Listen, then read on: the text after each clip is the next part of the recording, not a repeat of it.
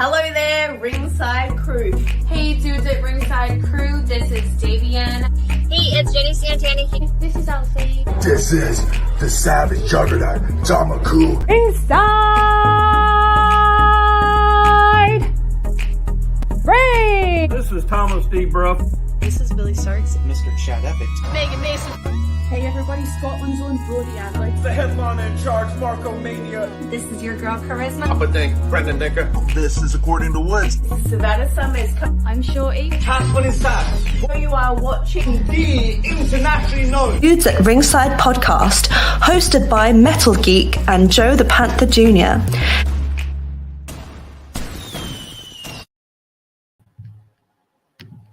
Hello there, wrestling fans, and welcome to the birthday celebration for the internationally known Dudes at Ringside podcast. I am your host, Joe. I'm your party host, Joe the Panther the Third, and now for our Murray balloon streamer-colored metal mountain. It's the happy celebrational geek himself, the Metal Geek. What's going on, Ringside crew? What's going on, internationally known? What's going on, everybody? What's going on, Joe? How's it going today? Good. Happy birthday, man. Thanks, man. Like, Thanks. I was going to add more to my intro, but I want to get all sentimental. Like, again, dude, I've been with you on this road for 25 years. And it's like insane, man, that me and you've been on this road. Now we're doing this podcast, but you want to introduce one of our party guests? Let's give a warm Dudes at Ringside welcome to one of the podcast's good friends of the podcast, According to Woods. What's good, party people? Holy smokes. It's a party. I'm honored to be here for Metal Geek's 187th birthday celebration, right? Yeah, I mean, I did the math in my head. You guys have known each other for 25 years, so you got to be at least 187. I'm sure Homicide, you know, the NWA Junior Heavyweight Champion, is familiar with your 187th birthday because he wears it on all of his shirts and all that jazz. But happy birthday, Metal Geek! Thank you, man. Thank you, man. Thanks for joining us, by the way. Thanks. Yeah. It's nice to see you. I'm glad to know that you're born. I'm glad to know that, I mean, there are things that aren't done during the pandemic that are not supposed to be done post-pandemic. It's all weird. It's all wild and everything like that. But man, how are you guys doing? Man, Geek, you tell them we're out there, man. Like, right? Been busy, man. Oh, you've been busy too. I mean, we've been trying to get you on back on the podcast for a while now. You're trying to do a podcast month, but we knew you're a busy man, busy guy. It's juggling some projects and then kind of falling behind in some other stuff. I feel like, yeah, the professional life gets all awesome, and then essentially the personal life, you know, like I'm like, my kids are grown. Holy crap, they're at eye level with me. What's going on? Like my grandkids are growing. It's all weird and whatever. I'm trying to figure out how to schedule everything, you know. But I wish I could be like you guys, man. Like literally a podcast a day. That's some discipline that you guys are doing. It's hard because like we both have day jobs, and where I work, there's Wi-Fi, but they don't let us in. And the area that my keyboard is the Wi-Fi is at a Garibay Basura, and I don't hear anything till I get up the hill and get to my house, and then I start seeing the messages go. I'm like, oh, new friends, or people want to say hi, you know.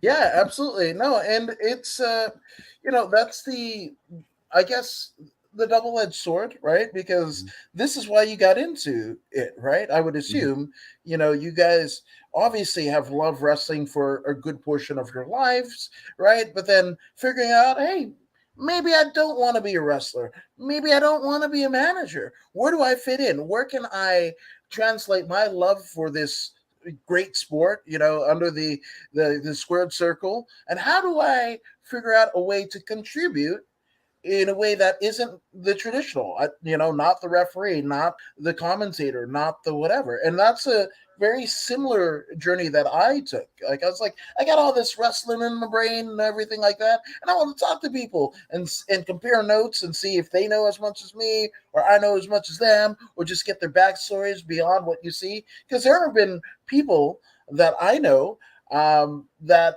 when I see them on TV, I'm like, boo that guy, they suck, right? Or growl, or non-binary or whatever. And then meeting them in person, I'm like, oh my God, you're so cool. There might have been some wrestlers, right, that work for a pretty well-known promotion. That well-known promotion might be running a show tonight. I'm just saying, right? Not name dropping, whatever. But when they came out to the West Coast and whatever, and we had some adult beverages, in the hotel bar and whatever. And I won't disclose which hotel that is, but it might be close to the airport. But in any event, I was just like, I didn't understand them when I saw them on TV, and then drinking with them and breaking bread. I'm like, they're good brothers, they're good sisters, I mean, so much so that one good brothered, tickets to the Ontario show, the Rampage, right? Yeah, and then, oh my gosh, and then talk about a good brother, Chris Van Vliet. That's a good brother. Like, I'm jealous. I want to meet Chris. I heard he's an absolute. Dude, he is a gem of a person. All of the success that I mean, you got to remember, even before he was doing wrestling, he was an entertainment reporter, right? So he's interviewed Oscar winners and, rock stars and, Rock and Roll Hall of Fame recipients and Grammy winners and what have you. So, and then he comes into this space and absolutely, just crushes it. And I love that, right? The Chris Van Vliets, the Renee Paquettes, and these are people that I look up to, along with you guys, right? Yeah. That I look up to and go like, I want to be a better podcaster, like Rogan, there's, Joey Diaz. And that's the cool thing about podcasts. You don't have to limit yourself to anything. One thing that I learned from Rogan is you might have an MMA fighter one day, you might have a wrestler that day, you might have, a small business owner, whatever. It's whoever you want to talk to, whoever has an interesting story.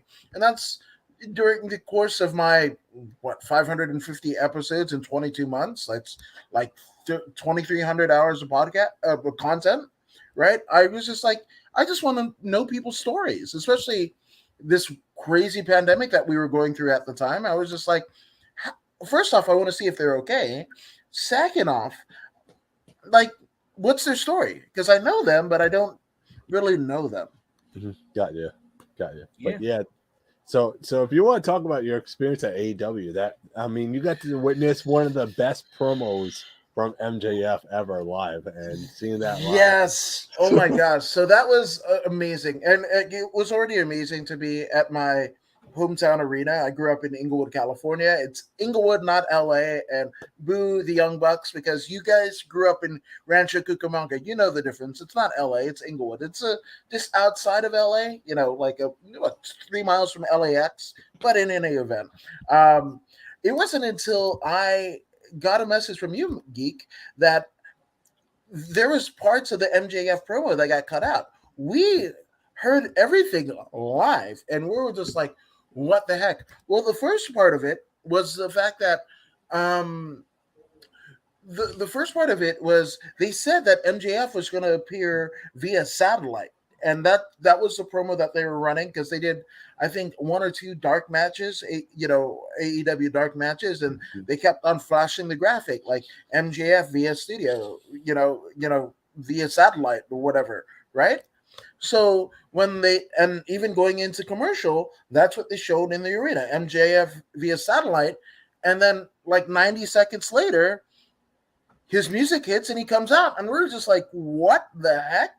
Like, that's like, you're supposed to be via satellite. So we knew we were in something special. And that was the tail end, the ass end of essentially their Vegas pay-per-view. I can't remember. It was Double or Nothing or whatever, right? Where he there was a lot of stuff going around the dirt sheets and the rumor mills of MJF's status. So the fact that he was there was just like, oh wow, right? And anybody that says that AEW can't create stars, MJF, that's a star. He already got his status before anything because the way he presents himself in the ring and the way he does his movements and his hands and the way he talks. And he's 24. Yeah, he's a baby. Yeah, I mean, like him and like Tyler Bate, like they're so young. Even Pete Dunne is like mid-20s.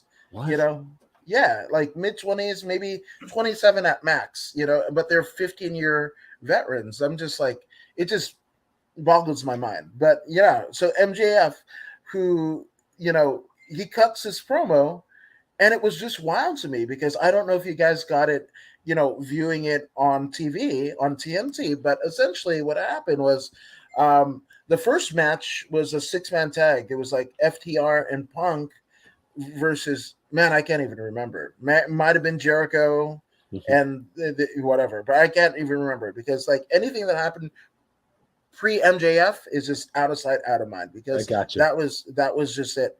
So CM Punk, who had just wrestled a match before, essentially ends up running out and chasing MJF off, which, again, if you're a wrestling historian, you're like, MJF, I mean, it was CM Punk that stuck it to the man, to Vince McMahon, if you will, and, won the title from John Cena at Money in the Bank in Chicago and then took it and went home. So CM Punk is the guy to run MJF off?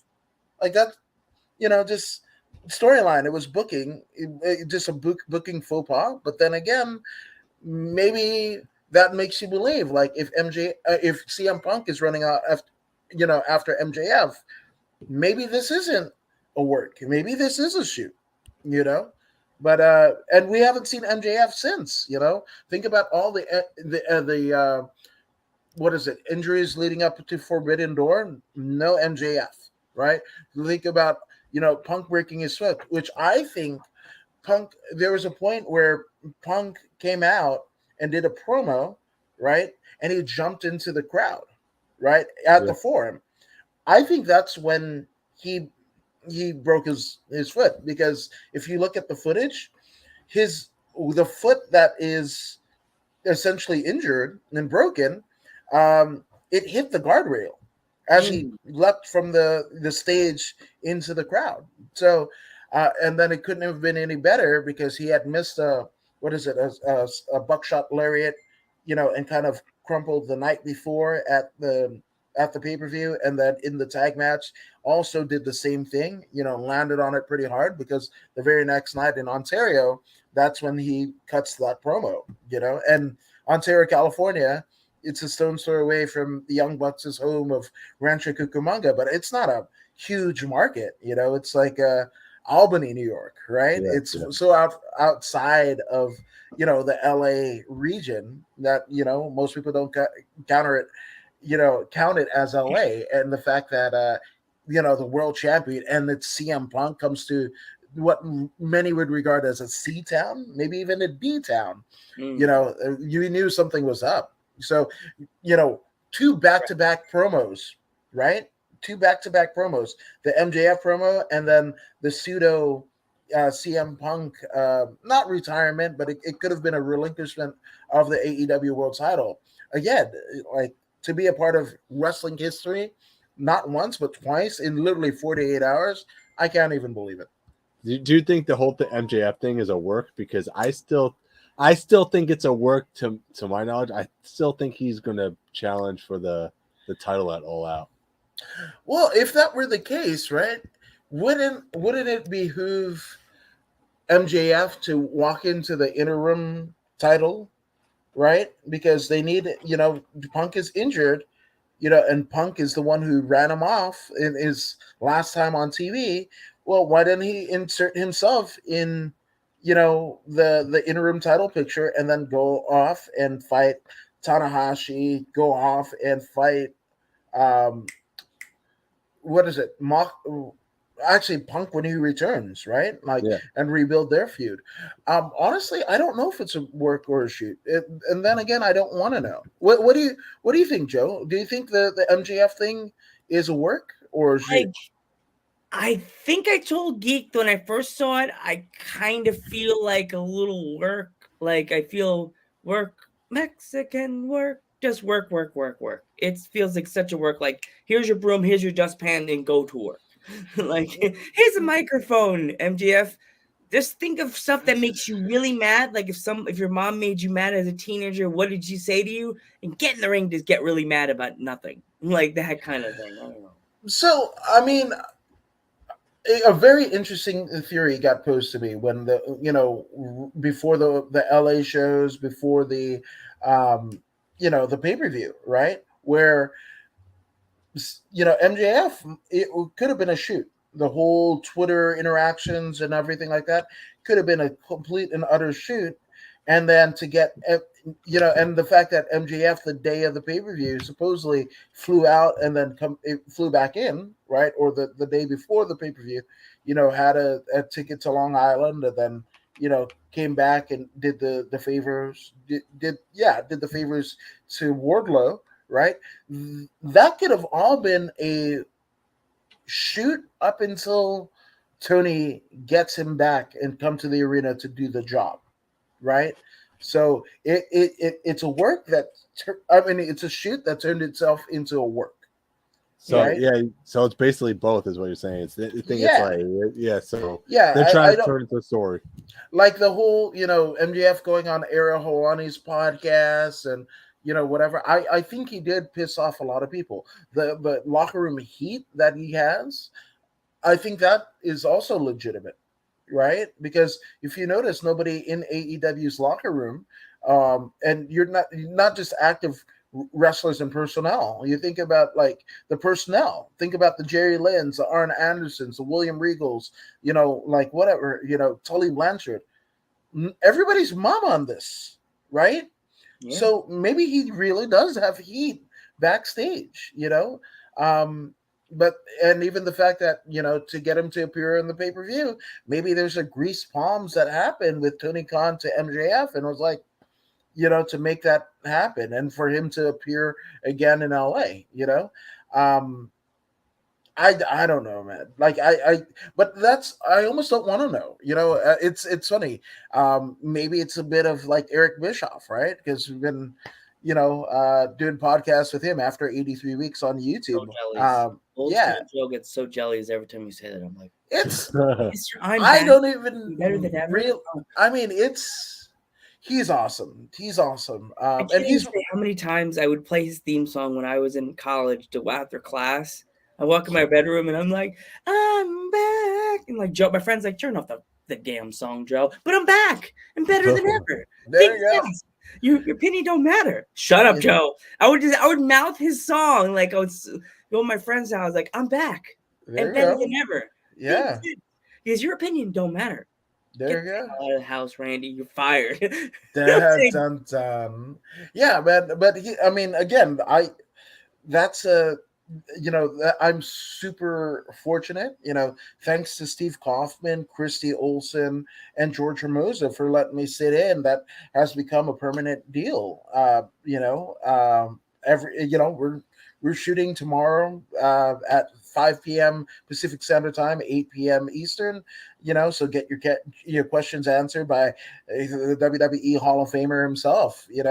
He's been on the According to Woods podcast 3 times. Like, if you would have told a 14-year-old me like that would happen, I would have slapped you in the face and said, "You're stupid.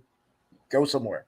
And it's happening. So I'm kind of the luckiest guy on earth, man. John Cena has the Make-A-Wish, record of how many wishes that were granted. But I feel like my entire career, I'm kind of like a Make-A-Wish kid. Yeah. Without the disease. Exactly. Yeah. Like, that's crazy, man. Like, to have Eric Bischoff on your podcast, that's just amazing. I know it's hard. And we've messaged a few people that have an email connected to their Instagram. Like the one you met at that AEW show. I've messaged him like twice on an email and even Instagram messaged him, but I'm not saying never say never, but we would love to have either Bischoff come on our show or the one you bumped in at the AEW show. Which one? Oh, the one you bumped into. The one you said you saw. Oh my God. The one that Van Vliet? Yeah, Van Vliet, yeah. Van Vliet. I mean, put that out there, man. Put the DM out there. You know, if you could call a favor or two or whatever. And I'm sure that Van Vliet gets bombarded, you know, with people. You know, I don't, you know, I don't know. Like even me, I'm kind of timid. Like, should I? You know, what he and his now fiance, and shout out to both of them. And it's kind of common knowledge that he proposes at the time when I met her. She was his girlfriend. They proposed. Now they're engaged. They bought a house out here in California. So again, that dude is just a stellar dude. But I'm imagining, right? So if I'm in California, you guys are on the East Coast, right? And we're two podcasts. The three of us represent two podcasts in how many hundreds of thousands of podcasts, thousands of wrestling podcasts. So I'm sure that guys' DMs are like, blown up all the time. So that's what I think about, you know, and I'm fortunate enough that, you know, to have a Josh Barnett, to have a Ashley Evan Smith, to have, you know, an Eric Bischoff or whatever. It's because like I kind of had a relationship with them, you know, like Jenny Santana. Jenny Santana, she is awesome. That amazing. is the sweetest person. You're watching this, Jenny, on Mr. Deacon's birthday. Jenny, thank you, Mama. We love you. She's amazing. And again, pre-wrestling and whatever, she's a legit Brazilian Jiu-Jitsu brown belt, right? That means she's one belt under a black, right? So she's almost at a mastery of that given sport, you know, and she could be a jerk about it. You know, she's a single mom. Like, there's so many awesome things about her. And then she is getting into wrestling. Like, again, I think the world of her. You know, again, like talk about heroes. I get to meet my heroes every day. She's one of them, you know, and to call her a friend and like, I get a message, you know, like, you're doing good. Like, it's just weird and wild and whatever. But I'm sure you guys feel the same way. You know, I'm honored to even share your birthday, Geek. Like, out of all of the, I mean, it's nearing 1,000 episodes for you guys, man. And I think it's 253. I think 253. Still, that's a hell of a milestone, you know. So, of all the guests, all of the internationally known guests and fans of the Dudes at Ringside podcast, widow me gets to be asked on this auspicious occasion of your day of birth. So again, I just appreciate you guys, man. And again, just continue because like what you guys are doing, you guys are a beacon of light and hope to a lot of people, right? You know, there are people that are overcoming a lot of different things in their life, whether that be mental illness, birth defects, all of these things, right? Yeah. And you guys have both personally and collectively have dealt with your own battles of whatever it is that got you to this point of your life. And you guys are still going. You have a tenacity, a fighting spirit, if you will, that I think dwarfs others, to be honest with you. There are many times that you guys could have packed it in, but every day you show up. You show up for your guests, you show up for your fan base, and you're interactive with them, you know? Yeah. And I just appreciate you guys because as I just know that the art of podcasting is going to be no matter what happens, because you two exist in it.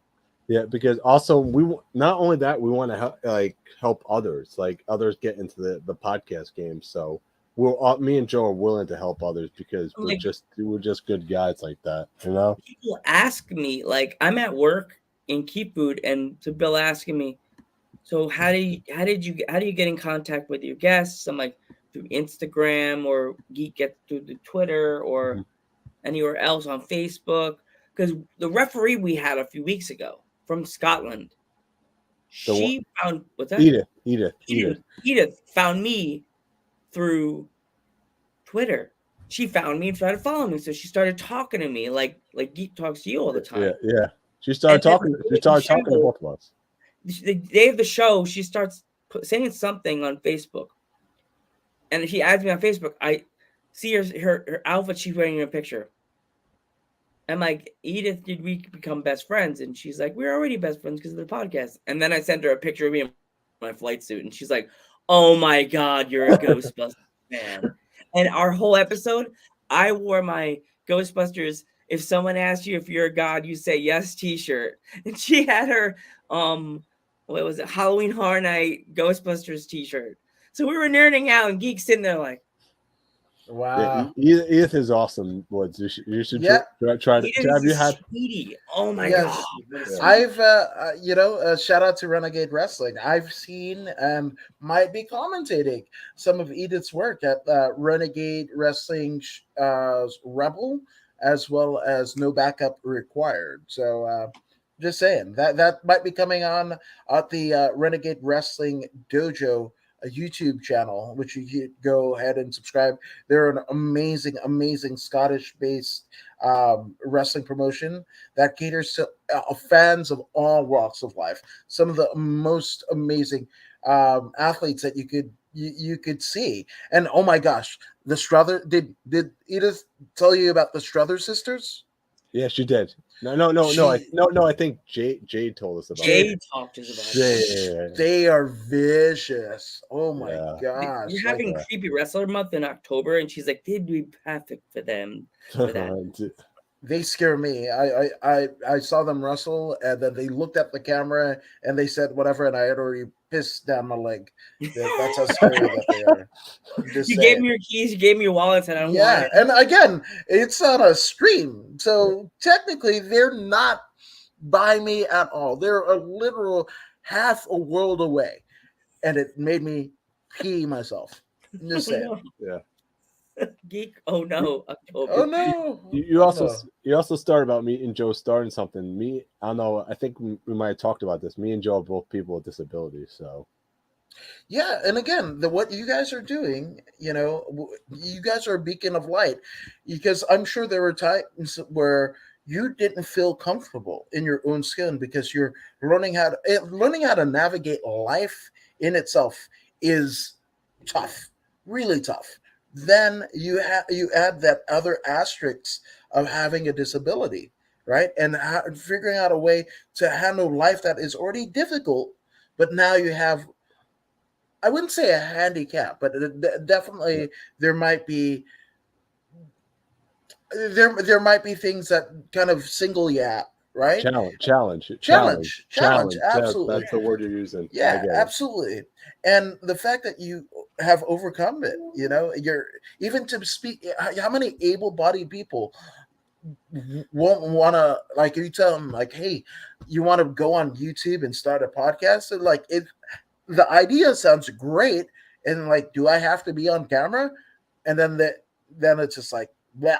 Nope, not at all. Thanks. There was a moment this year, Geek knows, somebody was really vicious to us, and like, I'm just gonna say they canceled their episode with us, and we're like, I think that'd be cool. That's fine. They went out and they actually went on Twitter, and they tried to get us canceled for real. Wow. Yeah. They tried to get us canceled for real. People started, a female referee that's Latino, a Spanish referee, canceled on us. And then a whole bunch of people started canceling on us. Geek took it like the dog in the meme that says everything is fine. As you know, myself with my disability with ADD, I could not sleep. I was I woke up in tears, breathing heavy like my house was on fire. And I didn't know how to get out because I couldn't move my arms or legs. I was like this. And I grabbed my phone. I was looking at my phone, and nothing was lit up. I was just freaking out because I'm like, this is something that me and Geek have been dreaming for 25 years to do. We love professional wrestling so much, and we love the indies so much. And all we were trying to do was help you get your name out there. And what you did to us, you spit in our fucking face and you fucking just burnt us. So you know what? As a person with a disability, fuck you and fuck the place you come from, you dirty piece of crap. That's all I say. Wow. You goddamn freaking puta. Maricon. Oh, Jesus Christ. Joe was pissed that day. Joe lay on the I fucking couldn't tracks, tell. you goddamn bitch. I couldn't tell. That was so, and then the Top Roll Geek explained that we're people with disabilities. She blocked us. Yeah, and that's the other thing too, right? Is navigating, right? Because I found myself like that. Like the first time I met Josh Barnett, I'm all like, huh, this dude, like he's only a couple of years older than me. Youngest UFC heavyweight champion, trained by Antonio Inoki and Kazushi Sakuraba and Carl Gotch. Wow. Like, a former IWGP champion. And again, like I'm listing his credentials and like that's all playing out in my head as he's standing 3 feet away from me. And I'm all like, what do I do? What do I say to this guy who's literally a god, right? And, luckily it went well, but there was a point where it was just like, every time I met him one time, it was awesome. And then he was kind of cold. And then the next time was awesome. So every other time he was awesome. And so we, got to talking and we had similar interests, similar friends and everything like that. And it just like, but what do you do? Like I got like that at AEW. Like, again, the pictures you saw on the social medias, those are the people that were at the bar, right? But then, like, you got Tanahashi walking around. Taz and QT Marshall are playing chess, That's insane.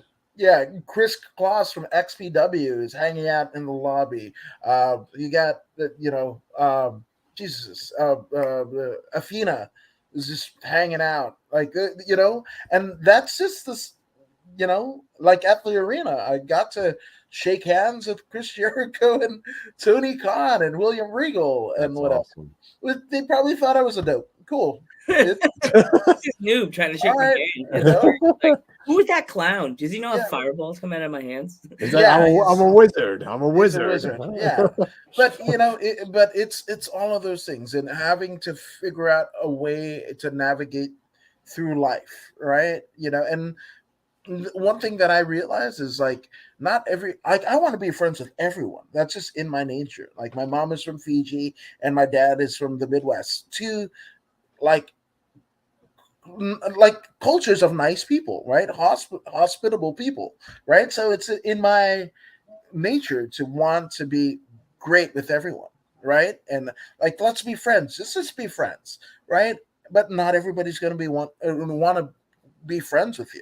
Gotcha. And that's the hardest thing that I have come across in my career, right? The fact that because even though you're like, I'm a podcaster, but when you get credentials to a show, you're media, right? And some people don't like within the business don't like media because they just think, oh, you're a dirt sheet person. You're going, you want something out of me, right?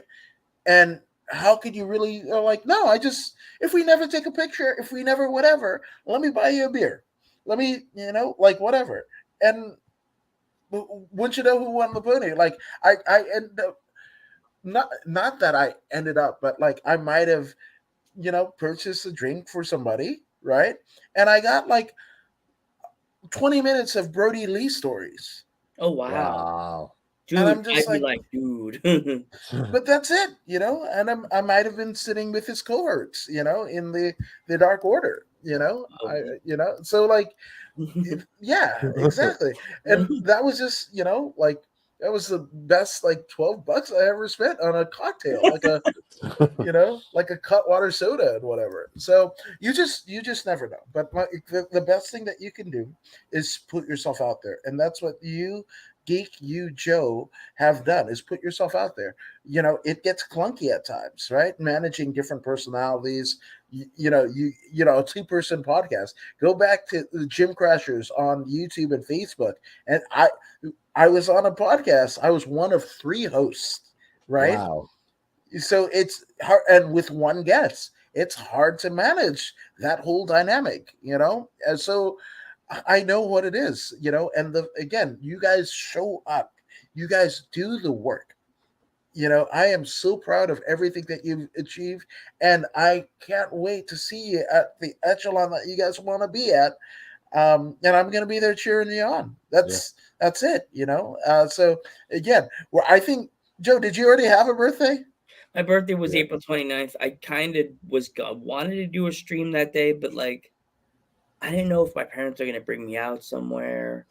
But like, I would have invited you. I was I wanted to do a humongous stream, like to the point that Geek is like, no, too many people, Joe. Like, I want to have you. I wanted like Tom Clark, the people that I don't know. My buddy Keith. Oh, you need to interview Shorty. Shorty, BW. Oh my God, the woman is a wrestler. She's a rapper. She's a singer. She's an artist. Wow. And number 5, she's a sweetheart. Dang, right on. So sweet. She will rap. It's funny. I told this to Geek once. He said, I don't think he remembers it. I would have loved to see a rap battle between her and John Cena. Oh, Jesus. Yeah. She could spit. She can spit, and she curses too. I have to find the links for her raps. She had a rap that was like, even my dad's like, I don't understand British people that much, but whoa. I can't even play this song during a party. Like, I sent it to Geek. He's like, damn, she's spitting. Yeah, and it's amazing, right? Where these uber talented people, right? And then they have other interests, right? Like me, I'm a MMA pro wrestling guy, right? Pro wrestling guy first, right? And those are my wormholes that I, still, venture down, right? But then when, people start talking about Marvel movies, like it goes way over my head, or anime, it goes way over my head, or basketball or football, because in my head, it just wrestling and classic rock and whatever, You asked me what happened, like, who did Eric Clapton play with in 91 touring Journeyman? I can tell you all the players. Couldn't tell you one person who plays professional basketball, right? I couldn't tell you one Marvel movie at all to save my life, right? He'd be sad. He'd be like, what? Yeah. But that's the thing, right? So like in this instance of Shorty, right? Where she raps, she wrestles, she does so many other things, and when it comes, you're just like, oh my God, like I have just the one thing that I can talk to people, right? And if they can talk to people, because being a wrestler, you do podcasts, you do different things and everything to promote yourself. You're your own social media manager, so that they're so good and so proficient on so many different things. You're like, I'm not worthy. I feel like it, Yeah. And actually, she rapped her own theme song. How about that? There you go. Which, Black and Yellow, again, you get the memo. That's what it's called. That's, again, another John Cena tie-in, right? Like, oh my gosh, so much of a tie-in with John Cena. Yeah. And her finishing move is Max Caster too. Oh yes. Oh my God. That guy is one of the great stars. Again, anybody that talks about AEW not creating stars, right? You look at those two, the Acclaimed, right? Like, to be honest with you, there was a point when AEW first started, I could not tell you the difference between Private Party, the Acclaimed, what is it? The Top Flight, and the ones at the Solo Cups in the WWE. Oh, those guys from WWE, the guys. Yeah. What's it? They're not the primetime players. I know who you're thinking of. I know. Street Profits, right? Yeah. Those 4 teams are interchangeable to me. I could not tell you when AEW first started. I could not tell you the difference between any one of those 4 teams. So you think they could start like an NWO Wolfpack giant team? You mean? No. I just didn't understand it. I didn't know the appeal. I don't know why they got signed. I'm saying that if they did combine AEW and WWE, they would do like an NWO giant team. No, I thought they were all vanilla. Yeah. I thought they had. Yeah, I thought they had no personality, right? I was like, what's this called? And giant NWO merger right there with the 3 stables. What? Oh no! I couldn't like again when AEW first started, and I got wind of the Private Party, the Acclaimed, Top Flight, and over on the WWE side of things, the Street Profits. I could not tell them apart. Like honestly, I couldn't. Their moves. I couldn't tell you any one of their moves. I couldn't tell you any one of their promos or whatever. But the Acclaimed has essentially proved me wrong, right? Mm-hmm. They've proved me wrong every time. Max Caster's raps, Anthony Bowens' actual wrestling ability. They remind me a lot of one of my all-time favorite, probably my all-time favorite tag team in the Hart Foundation, Jim the Anvil Neidhart and Bret Hart, right? They remind me so much of them with different parts. Like both of them are both Bretts, both of them are both Anvils and whatever. I'm so glad that I'm wrong. Right? You've seen Dante Martin, because his brother's injured, rise to, a high echelon. Like, that's amazing, right? Street Profits, their promos are getting better and better every week. Yeah. I was so wrong about all of the, Private Party, I still don't understand the guy that wrestles in the tails with the King Koopa hairstyle. I still couldn't. You told me about Sheamus too. You were telling me about Sheamus. You're like, yeah, Sheamus. I didn't see a lot of. There was a time when they were doing the WWE ECW deal, and what did they call it? The new Superstar Initiative or whatever. Yeah. And they were debuting guys like Yoshitatsu, Evan Bourne. The previous Matt Sydal. He's back to Matt Sydal, but they were all debuting. And Sheamus was just like walking through the Bakersfield. And again, when we're talking about towns in California, in the WWE, Bakersfield is like the D town. It's 2 hours north of LA, 2 hours south of Fresno, right? So it's just in the middle. And he was walking through, and somebody was like, "Do you want to get his, autograph, or you want to take a picture?" I was like, "No, that." What is it? Beaker looking motherfucker. He's never gonna make it. 3 months later, he's the WWE champion. I'm like, I missed that one. I missed it. It's like that freaking thing from what's it called? Oh my god, what's that baseball movie I love to death, and I just forgot the. Here's a prediction right now. Major Leagues. That's a bit just way outside. That's for you. I'm telling Joe this right now. And I'm telling you, Woods, on the podcast, don't be surprised if the Shook Crew joins the Acclaimed. Okay. I'm calling it right now. So I'm calling it. Yeah. But then again, as great as the Shook Crew are, and as great as the Acclaimed are, do you think that they might be taking away from each other if they joined up?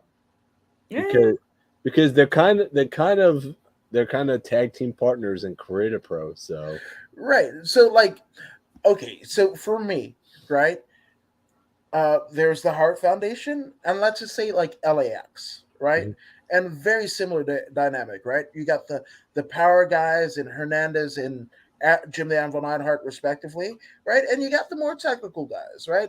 In this particular instance, yes, the Notorious 187 Homicide is a technical guy, but follow me, if you will, right? But that would be if you stuck Jim the Anvil Neidhart and Hernandez in a tag team together, and if you stuck, Homicide and Bret in a tag team together. They're too similar that it doesn't really work. I could be wrong. I was wrong about Sheamus. Yeah, you were wrong. Yeah, so that's to me. You want to have a little bit of a discourse, right? Even the Bulldogs, right? You had Dynamite, who is the high flyer. He did the technical stuff, but he was the shorter, high flyer. The matches with Tiger Mask, obviously, right? And then you had Davey Boy, who is more the power guy. Right? Yeah. They couldn't be exactly the same, because if they're exactly the same, what's the point? right? Even when NWO was at the 36 member mark, right? Yeah. Where they had Curly Bill and VK Wall Street, right? Like, they were still different though, right? The Ministry of Darkness, the corporate ministry, those guys are different, except for like Edge and Christian. It wasn't until later that we got to decipher Edge from Christian, right? Yeah. So sometimes guys being the same in the instance of like Edge and Christian, it works, but then sometimes you get like Los Conquistadors, and it doesn't work. Yeah. Yep. Yeah, I'm just saying because they're already teaming together now, like Max Caster and the Shakur. So it's like, So I could definitely see them AEW playing something into that in the future. Yeah, that could happen, but you never know. It's crazy. The wrestling industry changes on a dime. It seems like a week to week basis, right? We came off of obviously the AEW shows on the West Coast, and the very next week we had the McMahon scandal that could very well topple the WWE as we know it, and not to say that the WWE is in any danger of, being defunct. Vince McMahon still holds, 51% of the company, so there's no way that they're ousting him, right? But yeah, who would have thought that would have happened? We would have thought like the week previous, like the Sasha Banks Naomi, that was the biggest thing, right? And then MJF cuts his promo, and then Punk gets hurt, and then going into Forbidden Door, and like it just changes, so quickly. So it's just, I want to see a world where, everything is different. Like, the crew and Max Caster, maybe they just keep it for Creative Pro to make sure that the people and the fans and the legion of Creative Pro fans get something special when they come to Creative Pro. They never know what's going to happen, right? So it's it. But you know what I want more of in my wrestling universe? The Dudes at Ringside podcast. That's what I want. I want According to Woods podcast as well. Yeah, doing a lot of things. I've got the According to Woods podcast, the Principal podcast, got Voodoo in the Woods as well, the MMA show with Voodoo Maximus. We've got, we're on bodyslam.net. Shout out to bodyslam.net. Got things working with the Grappling Network. I got After 83 Weeks with Eric Bischoff, Christy Olsen, Steve Kaufman, and George Hermosa. So things are just going, and I didn't think, I hoped, something would happen, in my life and career. And it took like literally in a time where most people were having the worst times of their life, losing their jobs, losing family members to this, COVID. Like, it was scary and everything like that. But it ended up being the most pivotal time of my career, right? And even before that, I had a 5-year, career doing interviews at MMA and pro wrestling shows here in Southern California, where, I didn't get any money, or, they were bad interviews. I didn't have the right equipment. But all of these things have made for what we have now. And again, the Dudes at Ringside podcast wouldn't exist if you two weren't friends for over 25 years, loving this amazing sport called pro wrestling, So again, kudos to you. You guys are awesome. That's it.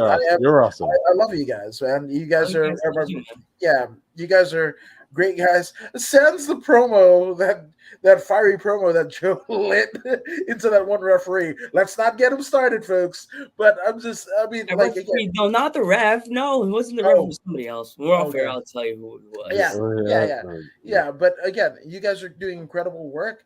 Just shoot for the moon. Even if you land short, you land among the stars, which means, hey, make your goals big as big can be, because working towards those big goals might land you in a place where, guess what? Some of the little goals get worked out by trying to achieve that big goal. You don't want to set yourself small, because guess what? With the internet, with everything like that, anybody can do whatever it is they want to do via the internet, right? They could start a podcast. They could be a social media influencer. They could start a whatever fans, whatever it is that you want to do, you can do. You don't have to do it.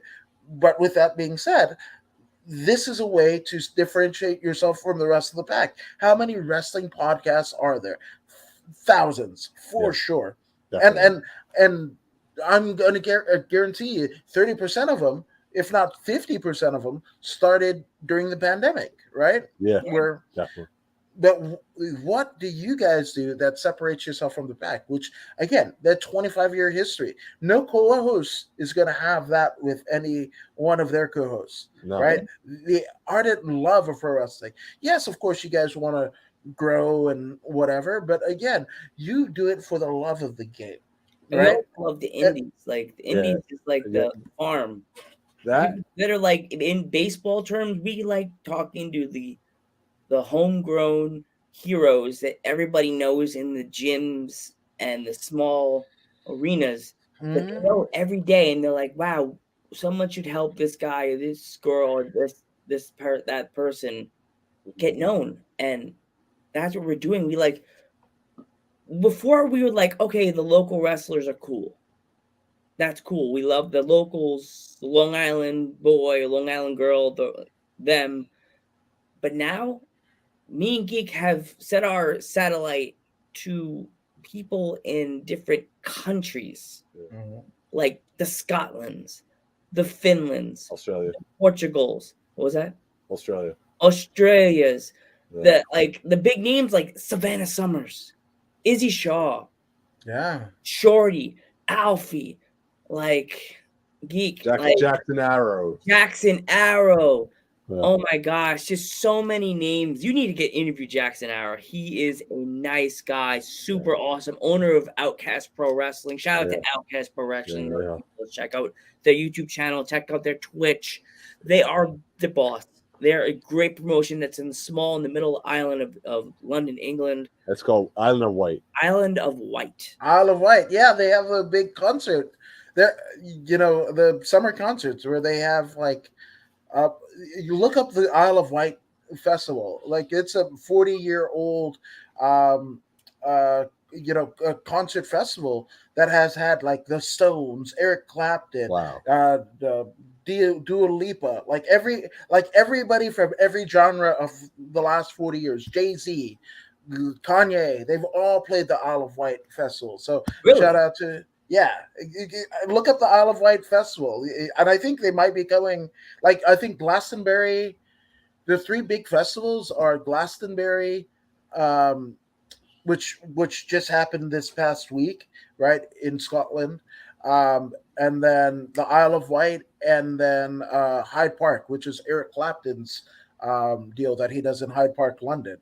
But those are like the three big like summer events over in the UK. But yeah, so the fact that he's representing Outcast Wrestling in the Isle of Wight, man, Isle of Wight is synonymous with great music. So I'm sure they're trying to make sure that Isle of Wight is synonymous with great wrestling. So shout out to Outcast Pro. Outcast is awesome, and Renegade Pro as well, right? Yes, shout out to Renegade again.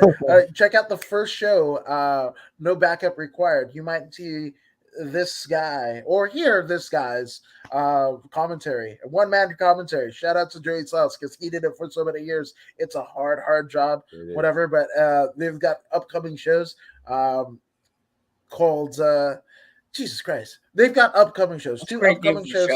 Jesus Christ. Yeah, that would be good. Jesus Christ, dude. No, dude, Jesus Christ. One thing before we end it, I just wanted to say that it doesn't matter how many views you have. It just matters that you care about doing the podcast. That's. I mean, it does matter. I mean, in a way, it does matter, but at the same time, it's like as long as you care about doing what you're doing. And me and Joe just have one person in the chat, nobody in the chat.